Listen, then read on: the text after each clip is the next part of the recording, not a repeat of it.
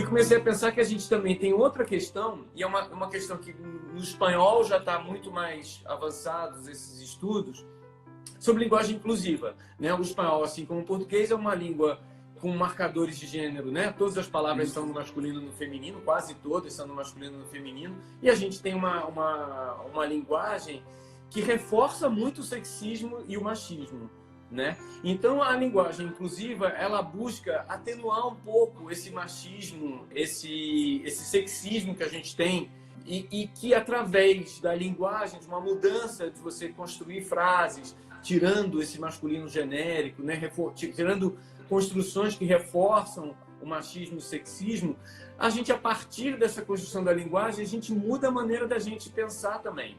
Então, eu acho que faz, né? E não é botar X no lugar do, né, todes, não é isso, né? Porque isso não é simpático, mas não muda a maneira de pensar, não muda a maneira, né, de construir frases. Você tem que mudar a construção de muitas frases, né, de sentenças, do discurso, dos textos. Então, eu escrevi nessa quarentena, fiquei aqui, né, com tempo de sobra e maluco de fazer cursos. Eu comecei a estudar essa questão da linguagem inclusiva. Tem muito pouca coisa, eu vi que tem muito pouca coisa no Brasil, quase nada. Tem alguns estudos ali acadêmicos, mas nada com esse formato, assim, de uma coisa direcionada para o público. Em espanhol tem uma coisa ou outra. Então eu escrevi esse manual, que é uma coisa simplesinha, com 20 páginas, com letra grande, grandes espaços, que ele começa fazendo uma pequena reflexão sobre essas questões, sobre, né, machismo e tal, na linguagem, e traz 12 técnicas muito simples, que você não precisa nem incorporar as 12, mas se você incorporar uma meia dúzia, 4 ou 5 delas, você já vai diminuir, e a gente se dá conta de quão preconceituoso, mesmo sem a gente saber, quão preconceituoso a gente é só de reproduzir a maneira como a gente aprendeu a falar e escrever. Então, pensar em fórmulas para fugir dessas armadilhas que a gente tem da linguagem, que não permitem a gente pensar fora dessas caixinhas, então oferecendo aí uns atalhos para a gente ser menos sexista e menos machista. E outras coisas também, preconceituoso, homofóbico, né? Racista, com outras coisas também. São 12, né, que eu listo ali.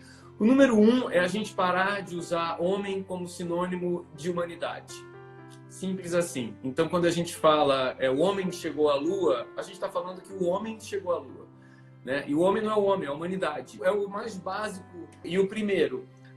Muitas vezes a gente usa o masculino genérico quando ele não é necessário. Em vez de você falar os colaboradores de uma empresa, que você está partindo do princípio que são só homens, fala as pessoas colaboradoras, né? Então, usar o termo pessoa, muitas vezes, você deixa de tirar outras coisas, por exemplo, os diretores da empresa. Os diretores da empresa são todos homens. Nós fala diretoria. Então, a gente vai diminuindo. E quando você se dá conta de que tudo que você fala é no masculino, está tudo se referindo a homens, são exercícios assim, que da gente basta trocar, em vez de falar os senadores, fala o Senado, o X, ou coloca, você está excluindo um monte de gente, quem tem dislexia, né?